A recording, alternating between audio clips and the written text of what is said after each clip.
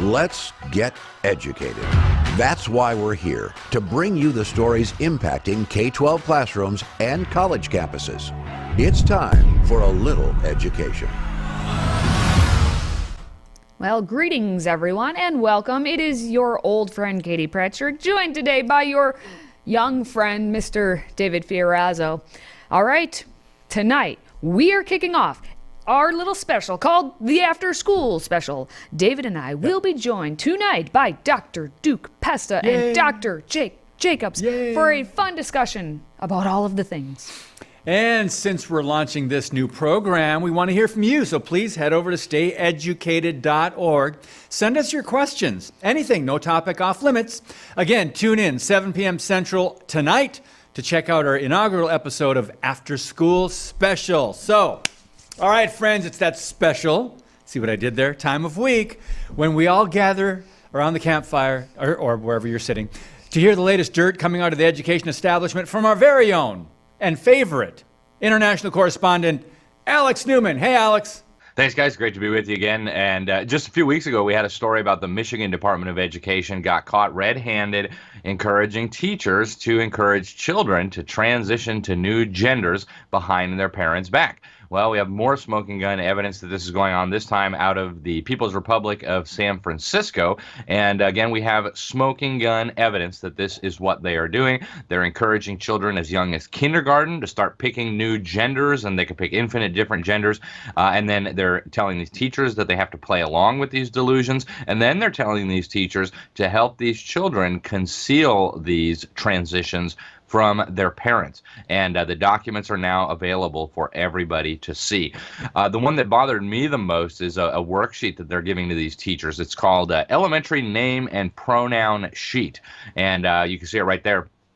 It's marked as confidential, so it's only for the teacher's eyes, and it encouraged children as young as kindergarten up through fifth grade to list their official name, the name that they want to be called in class, and then the name that should be used with their grown-ups. Right? We don't have parents anymore. Now we just have grown-ups. And notice the dichotomy here. Right? You might be called Sally in class, but when your grown-ups are around, you might be Billy. And this is all by design, folks. It literally, the San Francisco Unified School District is encouraging these teachers to encourage children to pick out new genders, to pick out new pronouns, to pick out new names, to come to school dressed as whatever gender they feel like it, and then to help conceal this from the parents. So this document was produced by the San Francisco Unified School District Student and Family Services Division, and it's available in eight languages, including Chinese and also Arabic, which is interesting. I'm sure a lot of Arabs are going to be thrilled when they find out that their children are being encouraged to pick new genders and experiment with new forms of sexuality, like lesbo-curious is one of the sexualities they recommend to these little children. Now, in the letter that they wrote to teachers with this stuff, they say that the guidance is supposed to support educators in incorporating gender-inclusive practices in their equity stance that will supposedly somehow benefit students throughout SFUSD, the San Francisco Unified School District. Obviously, these two bureaucrats sign off with their pronouns. And here's another interesting bit. In these documents, the school district is actually encouraging students to get involved with Q groups. Yeah. And according to the documents, these Q groups are supposed to help connect students to mental health professionals and clinics that offer gender-affirming health services. These services, folks, include things like testosterone injections for little girls that will give them a deep voice, that will cause them to grow facial hair, that will cause their bones to get problems, that will cause their bodies to develop very differently. It includes puberty blockers to prevent children from going through puberty. I mean, this is like the same drug they use to chemically castrate people in prison. They give estrogen to little boys, and then afterwards they get them ready for surgical mutilation, right? Whip out the scalpel, we'll start chopping off body parts. Folks, this is happening in government schools at taxpayer expense, and we've got the smoking gun documents to prove it. Pretty amazing. Some of the things that these teachers are encouraged to teach these children are just insane. One of the pronouns that they tell the kids they can be called is it, and they point out that it used to be a derogatory term for transgender to be called it. Now some of them are appropriating it, kind of like the N word. I mean, it's just so bizarre, folks. And they do tell teachers that misgendering someone or misnaming someone, not using a student's preferred pronouns, is considered bullying and harassment. So any teachers who are not comfortable playing along with these delusions will be accused of bullying and harassment. And they're also supposed to intervene if another student won't play along with these delusions. So if some kid comes up and tells your son or your daughter that he's actually a fairy and he wants to be known by the pronoun tree, and your child says, no, you're actually just a regular boy and I'm just going to call you he, then that's bullying and harassment, and then you'll get a big problem. Now, the teachers are supposed to model this insane behavior for children. On the International Pronouns Day, they were given a sheet telling them to consider using things other than the typical binary honorary terms like Mr., Miss, or Mrs. They could use the gender-neutral term mix or MX, right? And for teachers who aren't comfortable presenting this garbage to the kids, they've got great videos, they say, that you can use to introduce this stuff to kids. Also, the idea of binary man-woman relationships, boy-girl relationships, those have to go, right? Can't use the terms boyfriend, girlfriend anymore. You have to use, and I'm quoting here, images that normalize a variety of relationship family formations, right? In other words, polyamory, 4 guys, 3 cats, and 2 goldfish will be a family. Also, no more using mother and father, folks. Now it's just caregiver 1 and caregiver 2, right? There's no difference between a mother and a father. They're all just caregivers. Okay, they've got a lesson on queering identity where they give you definitions for terms like sex assigned at birth. That's a silly label given to you based on your body parts. Your sexual orientation is who you want to get squishy with. They recommend resources from a well-known hate group, the Soviet Poverty Law Center. It's the Southern Poverty Law Center. Disgusting anti-Christian hate group that has inspired terrorists to go try to slaughter Christians. Truly amazing, folks, what's happening here. And they've got data showing that so many kids believe in this stuff because they've been collecting this data on the kids. They say that now about 13% of kids are something other than heterosexual. That was in 2017. That was 5 years ago. And, of course, a lot happens in 5 years. My guess is those numbers are far higher today. Folks, this is child abuse. It's grotesque. It's evil. It needs to stop. And in a sane society, the people doing this to these children would all be prosecuted. If America ever comes to its senses again, I think these people need to be held criminally accountable. This is literally insane. If you have a smartphone, tablet, Roku, or Apple TV, consider downloading the Freedom Project Media app. It's 100% free and includes all of our weekly shows, plus lecture series, archive programs, and award-winning animated videos for families like the Presidential Minute, Battles of America, and Heroes of the West. Don't rely on the social media giants to keep you informed. Simply download the Freedom Project Media app from your app store and allow notifications. And we'll let you know when a new video is ready.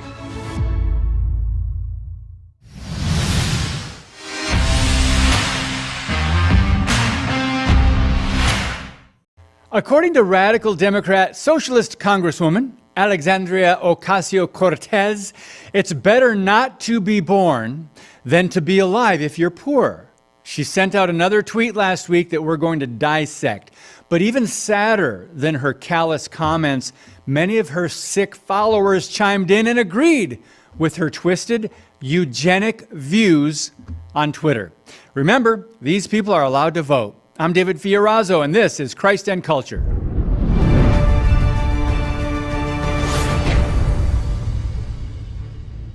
So, in the warped worldview and Marxist-driven ideology of the AOCs of the world, one sees through the lens of class struggle. There are oppressors and those who are oppressed. Now, she recently said it's all about economics, right? When poor and working class people are forced to have a baby against their will and against their ability to provide. Ah, there it is. Eugenics also rears its ugly head here, and we'll get to that in a minute. But last week, AOC tweeted the following, quote, "Abortion rights are a class struggle too. When the powerful force people to give birth against their will, They trap millions into cycles of economic setback and desperation, especially in a country without guaranteed health care. And desperate workers are far easier to exploit. Man, apparently she believes in an unborn class. First, there's no such thing as a right to abortion in the true meaning of the words right and abortion. So in her world, however, a pagan government gives you the right to murder those alive in the womb and to decide which human lives should be allowed to be born and which human lives should be eliminated. Now, if God gives us inalienable rights, beginning with life, then why would it be permissible for man or woman to murder millions of human beings created in his image? Follow the science, the fact of life in a pregnant mother's womb. Follow the truth. If you follow her line of reasoning, however, it can, if you can call it reasoning, then there should be laws against people having sex, right? At what income level do you draw the line against starting a family, against those having sexual intercourse, even in the context of marriage, right? It's interesting, though, by the way, Planned Parenthood founder Margaret Sanger once insisted that married couples needed to get a license in order to have children. That's quite China-esque, don't you think? Well, AOC seems to be implying that for those below a certain comfortable income level, their lives are not worth living. Wow. Now, is the only solution then to murder more unborn babies? How about helping women? How about fellow human beings having compassion, helping these women and their babies? How about that?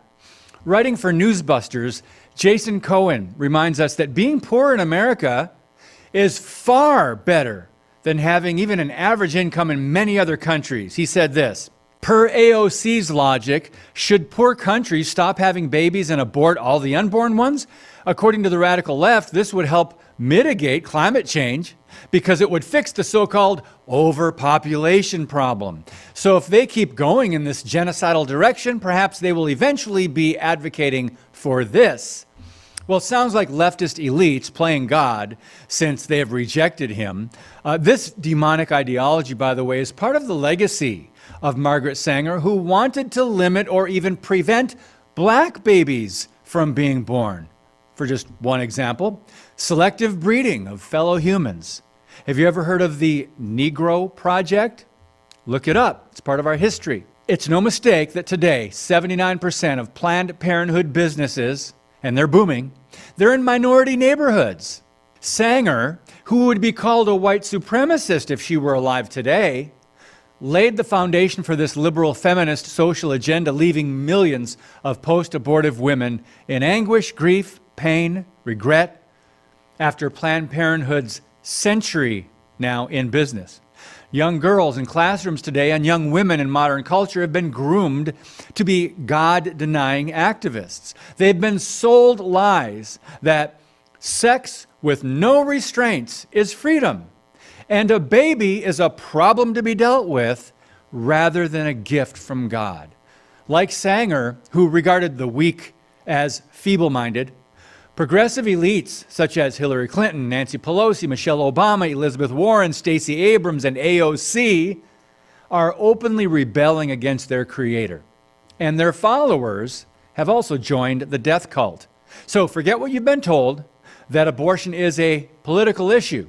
Our pastors and church leaders must take the lead on this and speak about this issue because it's literally a matter of life and death. Believers in Christ, don't be deceived by their rhetoric. Are you willing to be a voice for the voiceless? Thankfully, truth will ultimately prevail because the Bible is right and Jesus wins in the end. God bless you and keep speaking the truth about things that matter. Today's show is sponsored by our friends at MyPillow. Save up to 66% on pristine quality bedding, towels, slippers, signature pillows, and much more when you use the code EDUCATED. That's EDUCATED. EDUCATED. Support this show and a great American company.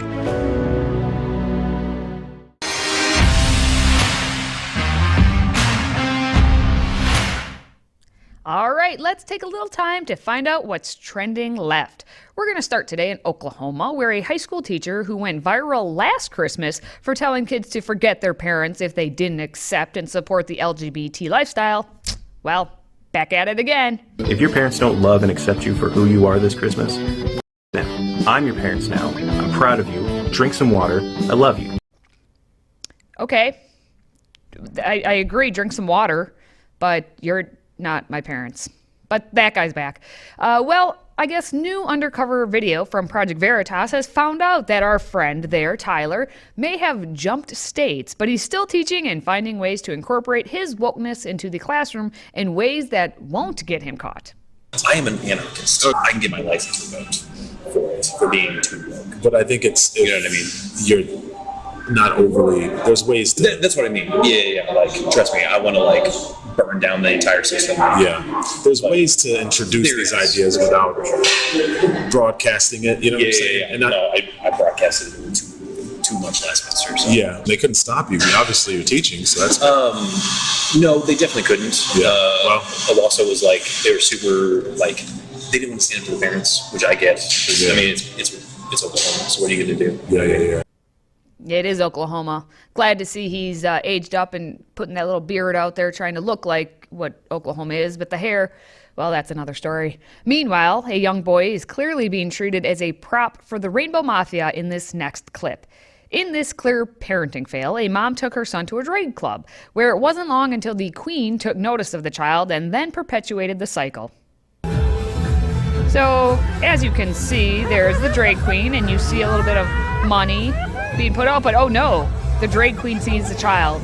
And then that, of course, is what the drag queen wants to do and highlight and bring the kid up on stage. Everyone say, hey, Angel. Angel, I want to buy you something really fabulous on Amazon right now. Can you go get my phone, please? Okay, so here's the little boy then getting, I guess it's his own walkway with the dresses that were purchased for him by that so-called drag money. That just seems about right for what we got going on in our society. But next, we're going to head to Illinois, where a school librarian recently posted a video discussing how much she loves recommending one of the most controversial books in the country, Genderqueer. As we've covered many times on Educated, Genderqueer contains pornographic illustrations of boys performing sexual acts on each other, and parents have been finding the book in school libraries across the country. Hello, it's Miss Corcoran and Abe yet again hanging out in the library talking about the Teen Reader's Choice Award books. Next up, we are talking about this graphic novel memoir by Maya Kobabe called Genderqueer. One of the things I loved about this book is that it's a great window and mirror book, meaning people who are questioning their sexual identity and their gender identity are going to view this book as a mirror, a reflective experience of their own. And this book's also a great window for people who want to understand that perspective. There's nothing I did not like about this book, and it's actually the top banned and challenged book of 2021, according to the American Library Association. But you can come check out a copy here from the library. Yes, it certainly is a graphic novel. Now again, the images in this book are so bad that if we showed them to you right now, this video would be banned. But that's not stopping librarians from recommending a book. Even that librarian says is the #1 banned school book in America. Huzzah! Those are the books we want to push. But I bet, with her putting out Abe Lincoln, has anyone read the Gettysburg Address? Maybe we should focus a little bit on that and a little less on the graphic novels. But thankfully, that's going to wrap up this segment. More craziness next time. We want to hear from you. If you have a question or comment for Katie, David, or any of our other show hosts, simply visit stayeducated.org. That's stayeducated.org and submit your question or comment. Our team loves to hear from you and might just give you a shout out on air. Again, visit stayeducated.org and connect with us. All right, let's wrap things up with a very intriguing video that has major companies across the country salivating. This past week, the richest man in the world, Elon Musk, unveiled his company's latest creation called Optimus. Built with the same technology Tesla implements into their high-tech cars, Optimus is described as a humanoid robot designed to complete tasks and even solve problems on their own. Now, the reason many companies are dialed in on Musk's latest creation has to do with the robot's future implementation into factory environments. Musk says while the technology is still being developed, he expects robots like Optimus to be game changers over the next 10 years. Industrial companies struggle to find workers. Well, that's scary. That's just frightening to me. Transhumanism. I see that coming down the road. It's on the horizon. It's prophetic. It's prophetic, people, I was really. promised that life would be like the Jetsons, and it is not like the Jetsons. No. And if that's what they are going for the Jetsons, I say no. No. I say no too. All Oh, right. well, it's going that direction, whether we like it or not, I think. No. I know. Anyway, that is going to wrap up this week on Educated. Hey, how'd we do? Let us know. Please let us know by going to stayeducated.org. Well, for Katie and myself, thanks for watching, and until next week, stay educated.